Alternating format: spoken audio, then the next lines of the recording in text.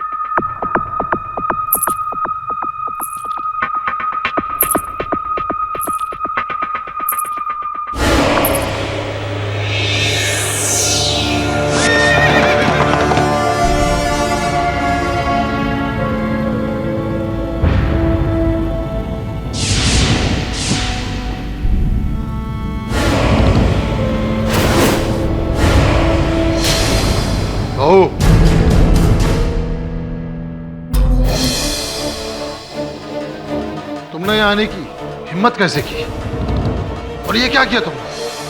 पिछले 93 सालों से इस स्कूल के किसी सदस्य ने उस कमरे का ताला खोलना तो दूर, उसके आसपास भटकने की जुर्रत तक नहीं की। और तुम कल की आई लड़की, तुम्हें ना इस घर की मान मर्यादा का ख्याल है, ना रीत परंपरा का। अपने मनुष्य कदमों से तुमने उस श्रापित कमरे का न सिर्फ ताला खोला बल्कि पंडित जी के लगाए हुए उस टोटके को भी। घोर अशुभ हुआ ठाकुर साहब, घोर अशुभ हुआ। 93 साल से दादाजी की लगी हुई सीमा ने अब तक इस शराब को रोके रखा, पर आज आपकी बहू रानी ने इस मर्यादा को तोड़ दिया।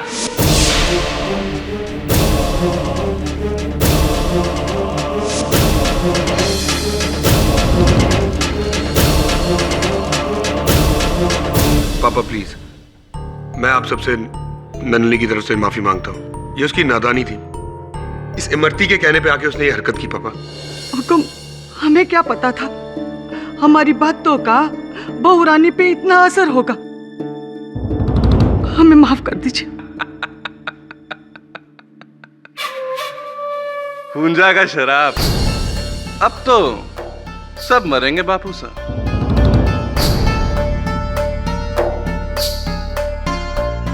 एक एक करके मरेंगे सब, आप तो पहले जाएंगे। चुप हो जा नालायक। तो ये तो हम पहले ही नशे की वजह से खो चुके हैं। पापा ये शराब वराब कुछ नहीं होता। आप लोग कैसी तकियानुसी बातों में यकीन रख रहे हैं? चुप रहे संजय। ये तू नहीं, ये थारे ऊपर चढ़ा इस शहरी लड़की का भूत बोल रहा है। देख लिया विक्रमजीत, थारी लुगाई ने जो शहरी बहू लाने की जिद की थी, जे का क्या परिणाम निकला। हवेली में आते ही थारी मौत का दरवाजा खोल दिया। पापा प्लीज मुझे माफ कर दीजिए, मुझसे बहुत बड़ी भूल हो गई है। भूल तो हुई है और इसका प्रायश्चित भी तुम्हें ही करना होगा। संजय, कल सुबह की पहली गाड़ी से तुम इसे इसके घर छोड़ के आओगे, हमेशा हमेशा के लिए। ये लड़की इस हवेली में दोबारा लौट कर नहीं आएगी। ये आप क्या कह रहे हैं जी? नलिनी को थोड़ा मौका तो दीजिए। खामोश। हमारे बेटे ने जो कह दिया सो कह दिया। और पंडित जी, कल सुबह ही इस हवेली में शुद्धिकरण का हवन होगा और फिर से वो दरवाजा बंद कर दिया जाएगा अगले 93 वर्षों के लिए। जैसे हुक्म राजमाता। और प्रार्थना करो सब कि वो शाप अभी भी सोया हुआ है गो, वरना इस हवेली के हर पुरुष की जान खतरे में है।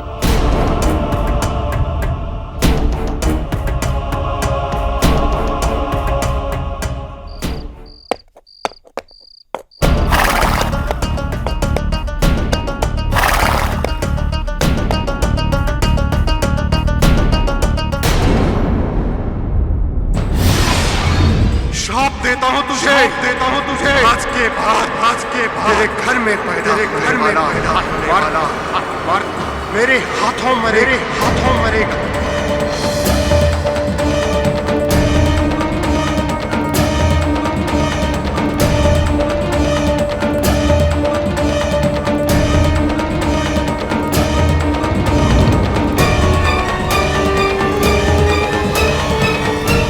कौन है अंदर? कौन है?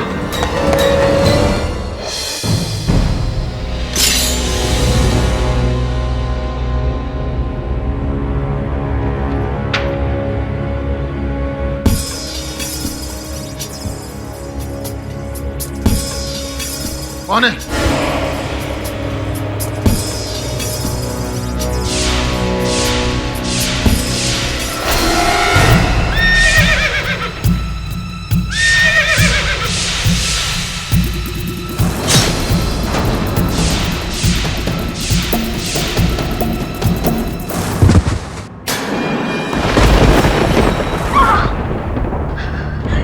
क्या मामा, फिर कोई बुरा सपना देखो क्या? सपना नहीं रतन, कुछ तो हुआ है, कुछ बुरा हुआ है। उस हवेली में लालच अपना फन फैलाए है। बहुत बुरा होने वाला है, बहुत बुरा होने वाला है।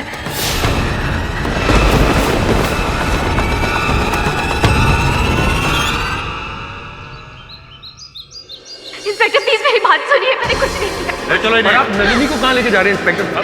संजय राठौड़, हमें अपना काम करने दो। पर मैं आपको बता रहा हूँ, उन्होंने कोई खून नहीं किया।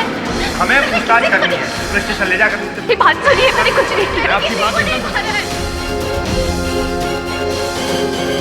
पर इंस्पेक्टर साहब, मैं आपसे कह रहा हूँ उन्होंने खून नहीं किया। बस मिस्टर संजय, बस। मेरा बेटा एकदम सही कह रहा है, मेरी बहू एकदम बेकसूर है। सारे सबूत इनके खिलाफ हैं। बेहतर ये होगा कि आप कानूनी कार्रवाई में दखलंदाजी ना करें।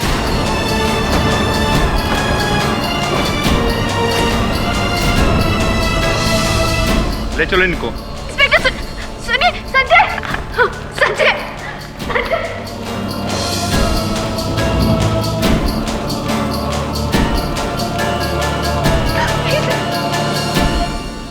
ये कल की छोरी के लेगी मेरे बेटे की जान।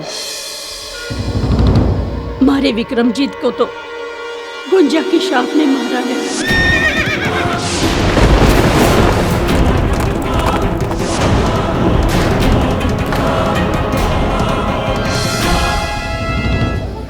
पूजा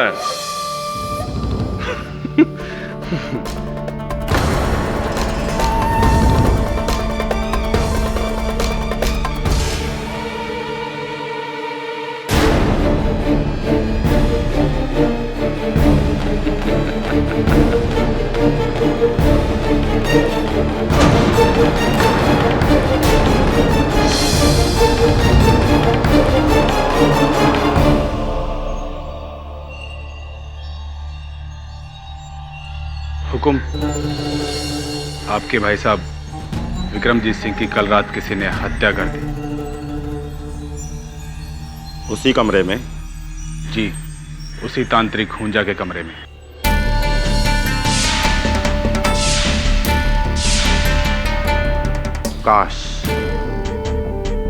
काश हम उस कमरे को देख सकते एक बार।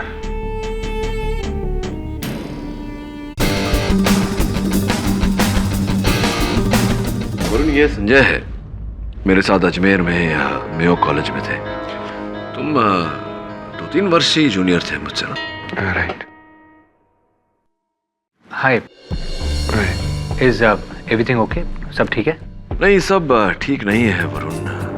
इनकी पत्नी जी नलिनी जी को इन्हीं के पिताजी की हत्या के आरोप में पुलिस ने गिरफ्तार किया है। पर केडी, नलिनी मेरे पिता अपने ससुर का खून क्यों करेगी?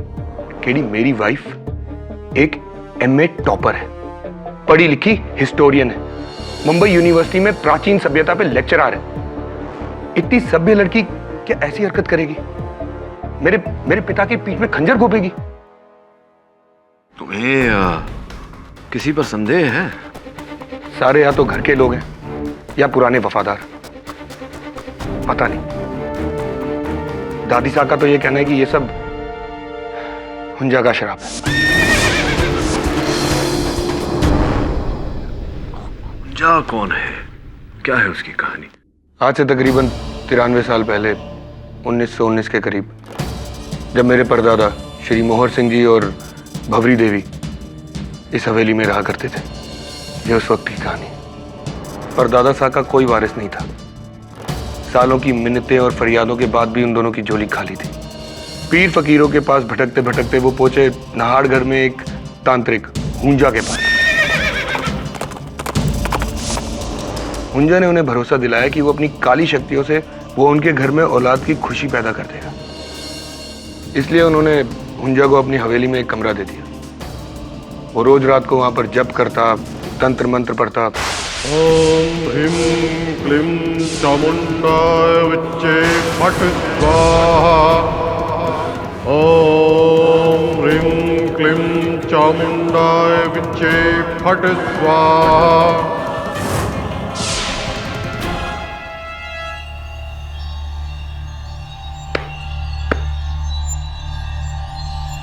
ठाकुर मोहर सिंह, मेरी तपस्या रंग लाई।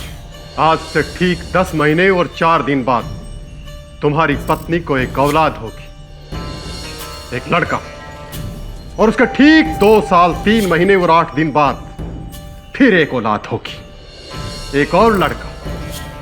पहला लड़का तुम दोनों को मेरी तरफ से उपहार है, और दूसरा लड़का मेरी गुरु दक्षिणा। तुम्हें दूसरे लड़के को मुझे भेंट करना होगा, मेरा मुरीद बनाकर। बोलो, स्वीकार है?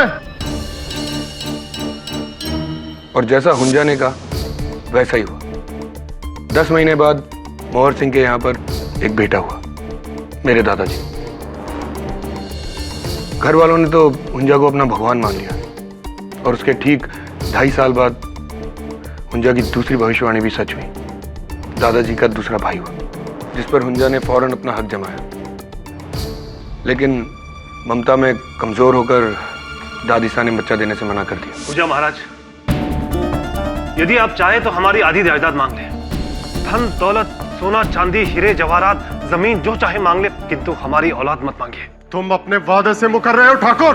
मुझे अच्छी तरह याद है, मुझे अपना वादा याद है। किंतु जिस वक्त मैंने आपसे वादा किया था, उस वक्त न तो मैं पिता बना था और न ये माता। माँ बाप के लिए औलाद क्या होती है, ये आज हम समझ पाए हैं। इसलिए हमारी आपसे विनती है कि हमारे बच्चों को बख्श दीजिए। घोर अपमान किया है तूने हमारा, घोर अपमान किया है। ये मेरा श्राप कि इस घर में पैदा होने वाला मर्द मर जाएगा, मर जाएगा। और हुंजा ने अपना मन बना लिया था। वो अपनी गुरु दक्षिणा लिए बगैर वहां से नहीं जाने वाला था। उस रात उसने उस बच्चे को वहां से उठा लिया। महाराज, महाराज जागिए, हमारा मुन्ना पालने में नहीं है। क्या कहा? हाँ महाराज, हमारा मुन्ना पालने में नहीं है। प्रताप सिंह, जल्दी घोड़े निकालो। हुंजा, अब मैं तुझे नहीं छोड़ूंगा, नहीं छोड़ूंगा तुझे। मोहर सिंह जी हुंजा के पीछे निकल गए उसको पकड़ने। माता के मंदिर के टीले के पास उन्होंने और उनके आदमियों ने हुंजा को रोक लिया। उस बच्चे को छीना और फिर उनमें लड़ाई हुई और उस लड़ाई में हुंजा मारा गया। लेकिन मरने से पहले हुंजा ने मोहर सिंह को एक श्राप दिया। ठाकुर मोहर सिंह, मैंने तुझे संतान दी और तूने बदले में मेरी ही जान, तूने मेरी दया देखी, अभी मेरा कहर देख। श्राप देता हूं तुझे, आज के बाद तेरे घर में पैदा होने वाला हर मर्द, हर लड़का मरेगा, मेरे हाथों मरेगा। और इस बात का साक्षी मेरा ही घोड़ा है शमशेर। जितनी शक्तियां मुझ में हैं, मैं अपनी सारी शक्तियां अपने इस घोड़े को देता हूं। जा शमशेर जा। उसके अगले दिन मोहर सिंह जी ने हुंजा की लाश को उसी टीले के ऊपर दफन कर दिया और उसकी समाधि बना दी। और हमारी हवेली में जो कमरा उन्होंने हुंजा को दिया था, वो कुल पंडित द्वारा शुद्धि करवा के एक टोटका लगवा के उसको बंद करवा दिया गया और ये हुक्म दिया गया कि ये दरवाजा अब कभी नहीं खुले। और फिर नलिनी जी ने अपनी जिज्ञासा के चलते वो कमरा खोला। उसी समय में उसी कमरे में तुम्हारे पिताजी की हत्या हुई। हैरत की बात यह है, जब तक वो कमरा बंद था हमारा वंश सुरक्षित था, किसी को कुछ नहीं हुआ था। लेकिन जब से वो दरवाजा खुला है, पता नहीं मैं क्या कहूं केडी। या तो ये किसी श्राप के कारण है या किसी इंसान के कारण, मुझे कुछ पता नहीं। लेकिन मैं एक बात जानता हूं, नलिनी ऐसा नहीं कर सकती। वो मेरे पिता को कभी नहीं मार सकती। संजय, अदालत में इस श्राप का विवरण करना तो प्रश्न से बाहर है। अदालत इन बातों में नहीं मानती। पर तुम्हारी बातों के अनुसार मुझे लगता है कि कोई है जो तुम्हारी पत्नी नलिनी को फंसाना चाहता है। ये बात हमें साबित करनी होगी। इसके लिए आपको मेरे साथ मेहरगढ़ चलना पड़ेगा।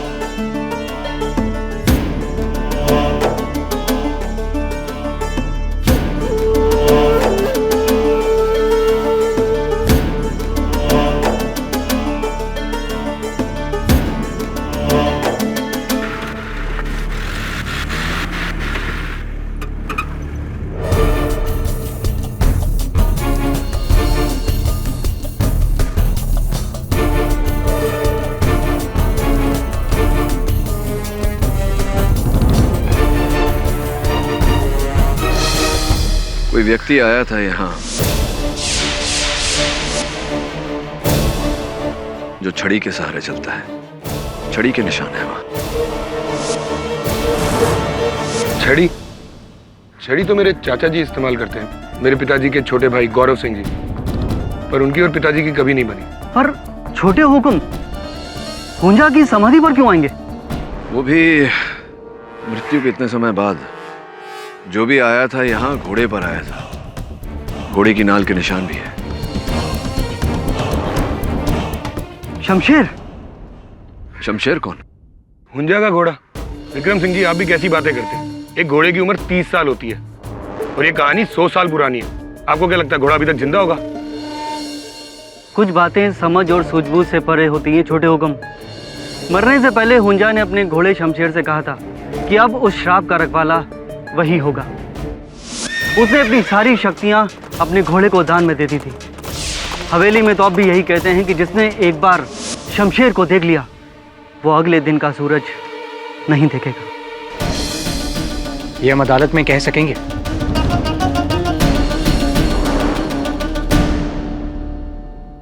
ढूंढो उसे किसी भी कीमत पर। जी हुकुम।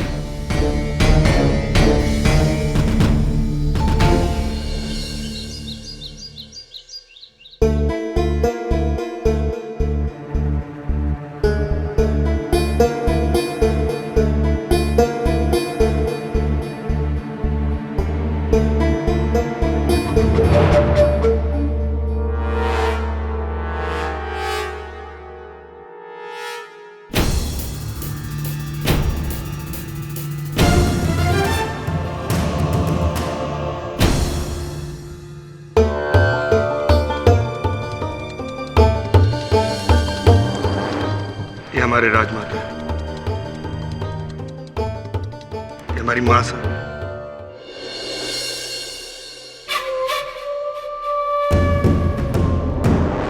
वो हमारे बड़े भाई उद्धव सिंह।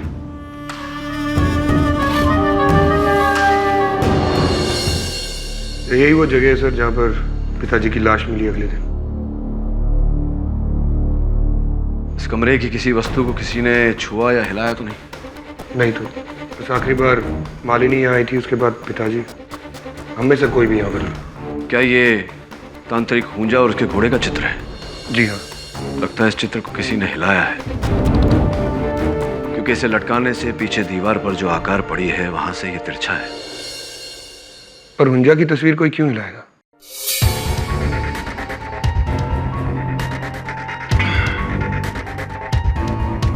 वरुण, जरा सहायता कर मेरी।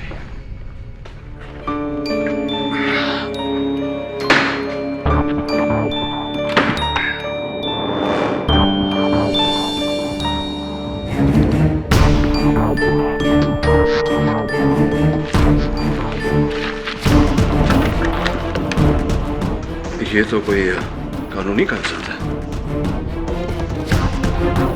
ये जमीन मुंबई में कहीं पालगढ़ में है, किसी जमुनालाल बिष्ट के नाम।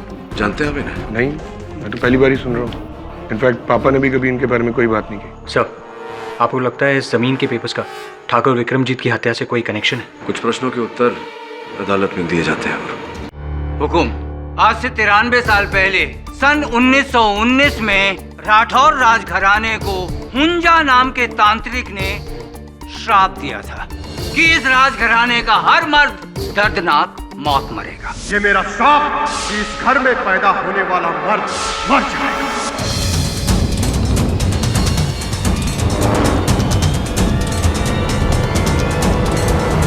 फिर अचानक आज से 7 दिन पहले ठाकुर विक्रमजीत सिंह की लाश उनकी अपनी हवेली में हुंजा की कोठरी में ही मिलती और उनकी पीठ पर ये शाही खंजर घुपा हुआ था।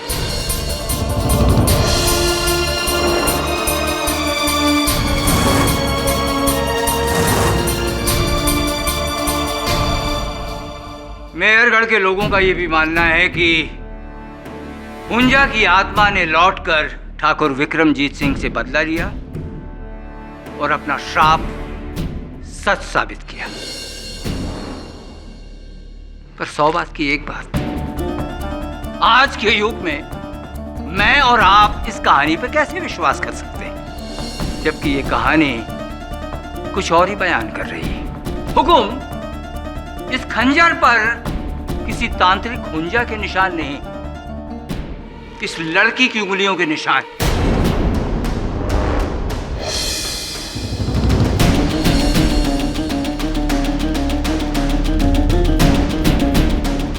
इस लड़की ने अपने ससुर की पीठ में छुरा घोंपा। जी नहीं, मैंने उनकी हत्या नहीं की है। ये लड़की मिस नलिनी रूंगटा मुंबई से 3 साल पहले ये श्रीमान संजय सिंह राठौर से मुंबई में मिली एक पार्टी में। बात दोस्ती में बदली, दोस्ती प्यार में, और फिर प्यार परवान चढ़ा और इस हद तक कि 4 महीने पहले ये बहू बनकर मेहरगढ़ की हवेली में आ गई। और तब से आज तक इन्होंने इस हवेली के कायदे कानून और रस्मों तक का पालन नहीं किया, जबकि ये उल्टे। जज साहब, प्लीज मैं कुछ कहना चाहती हूँ। सर, मैं एक हिस्टोरियन हूँ और बचपन से ही मुझे प्राचीन काल और इतिहास का बहुत शौक रहा है। और जब शादी करके मैं इस हवेली में आई तो हमारी नौकरानी इमरती से मुझे उस बंद कमरे के रहस्य के बारे में पता चला।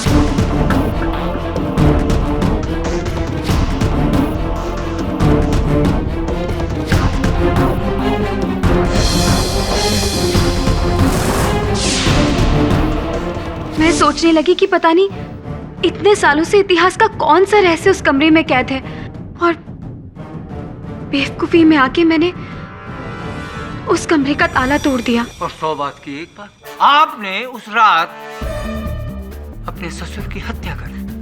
जी नहीं, उस रात तो मैं अपने हस्बैंड संजय के साथ अपने बेडरूम में सोई थी। तो फिर इस खंजर पर आपकी उंगलियों के निशान कैसे?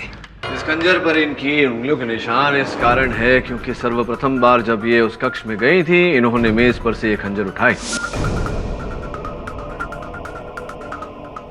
स्पष्ट है कि इसी बात का लाभ उठाकर किसी ने इन्हें फंसाया है।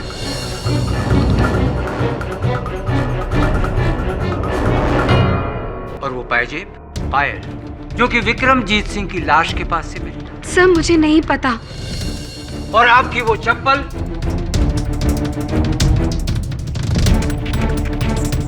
ये चप्पल जिसपे विक्रमजीत सिंह के खून के निशान। मुझे नहीं पता ये सब कैसे। तो आपके पास एक ही जवाब बचा है कि मैं नींद में थी, उठी, मैंने खंजर उठाया और विक्रमजीत सिंह का खून कर दिया। मिस्टर झांझर, हत्या का उद्देश्य क्या है इस केस में? क्यों करेगी ये अपने ससुर की हत्या? क्या प्राप्त होगा इन्हें ऐसा करके? अपने पति का सुख या परिवार वालों की प्रशंसा? क्यों अपने ही हाथों से ये अपने जीवन का सर्वनाश करेंगी? क्यों करेंगी ऐसा? इनके जीवन का सर्वनाश तो उसी रात को ही हो गया था। इनके घर वालों से पूछ लीजिए। ठाकुर उदय सिंह राठौर। जी,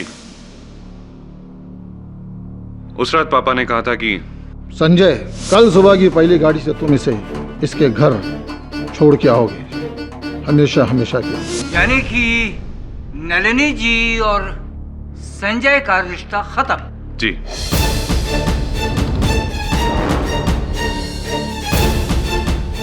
आपको नहीं लगता कि इस घटना के बाद नलिनी जी के मन में आपके पिता के प्रति घृणा, नफरत बढ़ गई हो?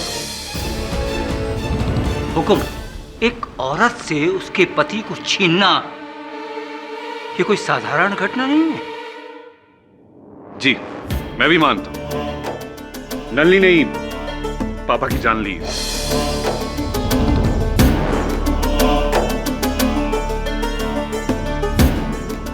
केवल यही वजह नहीं थी, असल वजह कुछ और ही थी। असल वजह थी मिस नलिनी, आपने ये विवाह प्रेम की भावना से नहीं बल्कि प्रतिशोध लेने की भावना से किया था। ये क्या कह रहे हैं आप? आप यहाँ आई थी विक्रमजीत सिंह की हत्या करने। क्या बकवास कर रहे हैं आप? ऑर्डर ऑर्डर, बैठ जाइए मिस्टर भनोट। मिस्टर झांझर, आपने ये जो आरोप लगाया है, ये जितना संगीन है उतना ही रहस्यमय। कृपया कर जरा समझाएंगे हमें क्या कहना चाहते हैं आप? नलिनी जी, जमुना लाल बिष्ट इनाम सुना है आपने?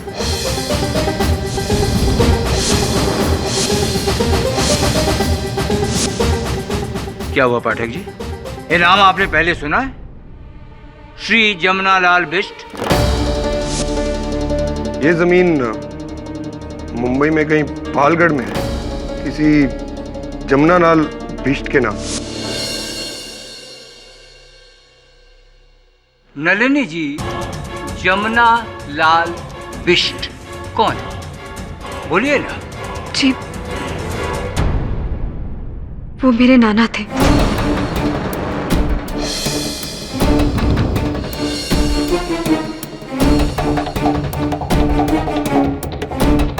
आज से 30 साल पहले मुंबई के बाहर उनकी करीब 400 एकड़ जमीन थी, पालघर के पास। जी, हमारी पुश्तैनी जमीन, खेत, हवेली। आजकल उसका मालिक कौन है? मुझे नहीं पता।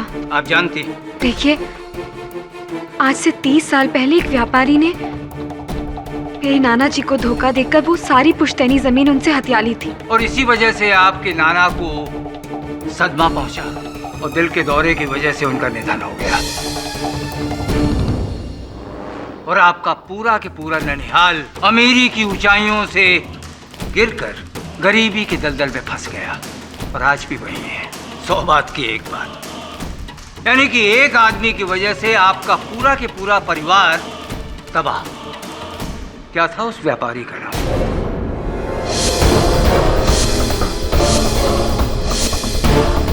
नलिनी जी, मैं उस व्यापारी का नाम पूछ रहा हूं।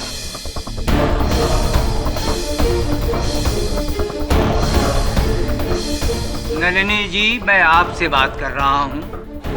उस व्यापारी का नाम बताइए। जी, विक्रमजीत सिंह।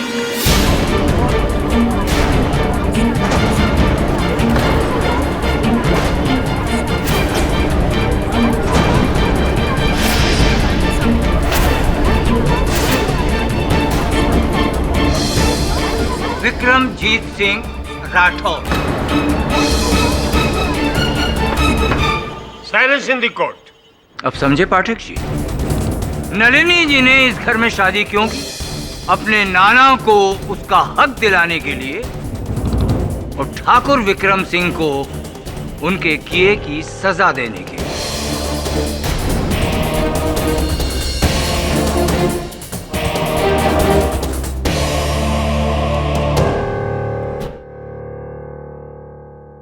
नलिनी जी, हमें इस राज के बारे में कभी पता नहीं चलता अगर हमारे हाथ वो चिट्ठी नहीं आती जो आपकी अलमारी से आपकी और चीजों के साथ हमें मिली। कैसी चिट्ठी? क्या लिखा है उस चिट्ठी में? हुकुम।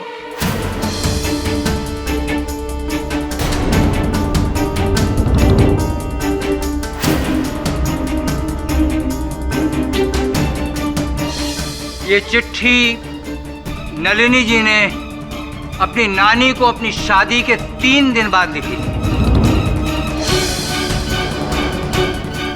और ये हैंडराइटिंग नलिनी जी की है। इसकी तकसीद हैंडराइटिंग एक्सपर्ट ने की है। प्यारी नानी, आपको खुशी होगी ये जानकर कि अब मैं उस घर में पहुंची हूं जिसने हमारे घर को बर्बाद किया था। और बहुत जल्द मैं उस जमीन के पेपर ढूंढकर विक्रमजीत सिंह को उसके किए की सजा दिलाकर 30 साल बाद हमें इंसाफ मिलेगा।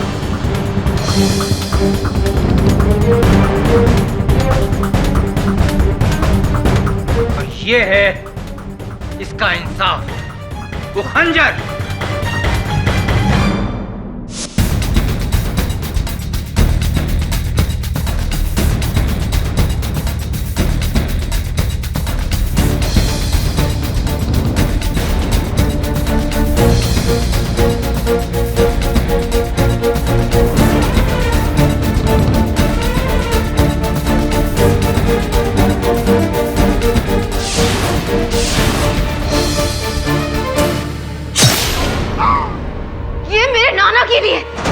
जिसे तूने मार डाला विक्रमजीत।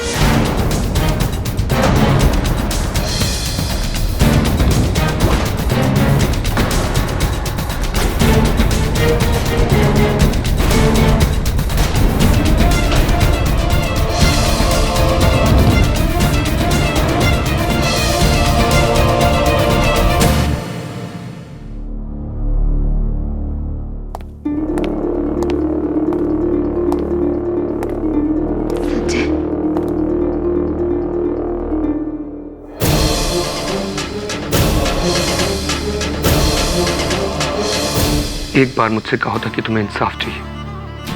मैं अपने पापा, घर वाले सबसे लड़के तुम्हें तुम्हारी नाना जी की प्रॉपर्टी दिलाता।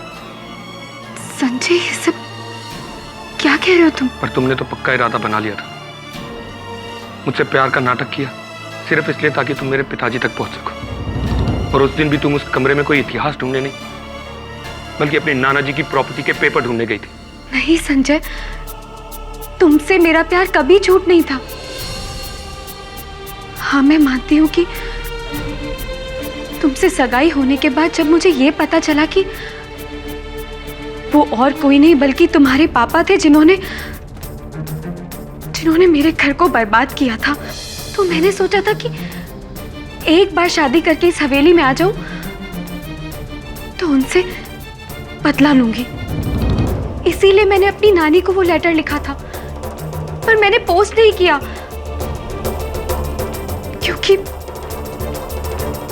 क्योंकि मैंने अपना इरादा बदल लिया था। मैं तुम्हें दुख नहीं देना चाहती थी। इनफैक्ट मैं तुम्हें सब कुछ बता देना चाहती थी, पर झूठ झूठ सब झूठ। मुझे तुम्हारी किसी बात पे कोई भरोसा नहीं। उदय भैया शुरू से कहते थे कि पिताजी का खून तुमने किया, और मैं तुम्हें बचाने के लिए शहर गया, केडी के पास गया। तुमने मुझे बहुत बड़ा धोखा दिया, बहुत बड़ा। Sanjay, Sanjay listen to me. Sanjay, मैंने नहीं मारा उनको। संजय,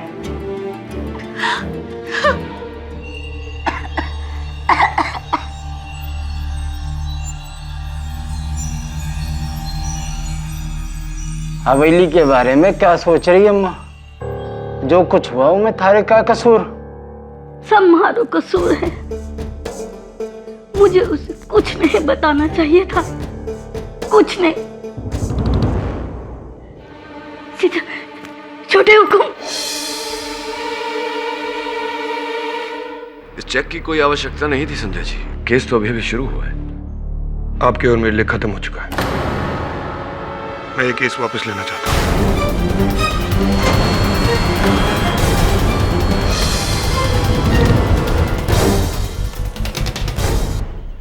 लेकिन जिसकी दुहाई देके मैं आपके पास आया था, उसी पे मुझे खुद यकीन नहीं रहा, तो आप केस लड़के क्या करेंगे? आप यहाँ आए उसके लिए आपका बहुत बहुत शुक्रिया, पर अब आप यहाँ से जा सकते हैं। नलिनी को उसकी किए की सजा कानून देगा। देखिए संजय जी, नलिनी निर्दोष। जा सकते हैं मिस्टर पाठक।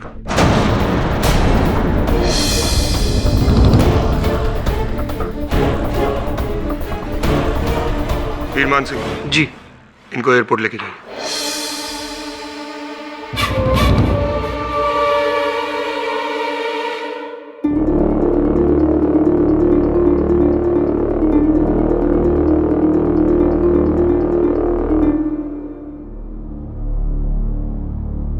केडी साहब, पहली बार बिना केस सॉल्व किए हमें वापस लौटना पड़ रहा है। It's always the first time. अच्छा हुआ आप वापस जा रहे हो केडी साहब, वरना दोनों ही सूरतों में आपकी हार होती। ना ही आप नलिनी बहू को बचा सकते हो और ना ही तांत्रिक होजा को पकड़वा सकते हो।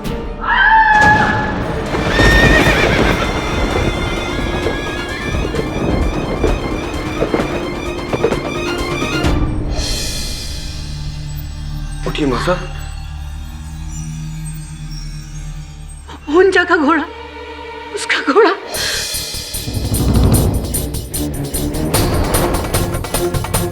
शमशेर, मासा, ये क्या बात कर रही हैं आप? हवेली में घोड़ा? हाँ, हम अपने कमरे में जा रहे थे, हमने घोड़े के चलने की आवाज सुनी।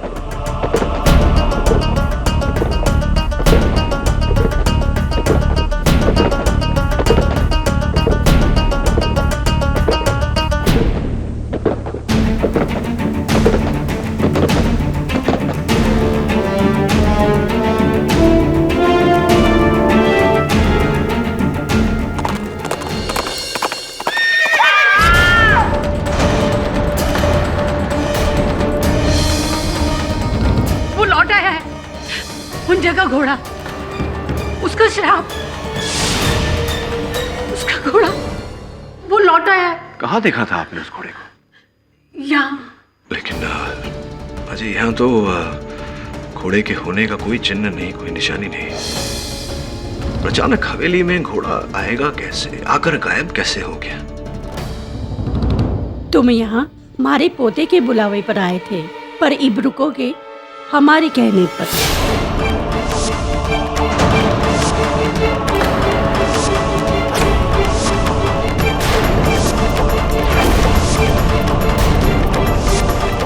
अपने बेटे की लाश को देखा है हमने, और एक माँ होके एक तो ही कह सकते हूँ कि उसकी मौत कोई आम मौत नहीं थी। थारे को मारे बेटे के हत्यारों को ढूंढना ही होगा। विनती है, फिर चाहे वो इस दुनिया का हो या किसी और दुनिया का।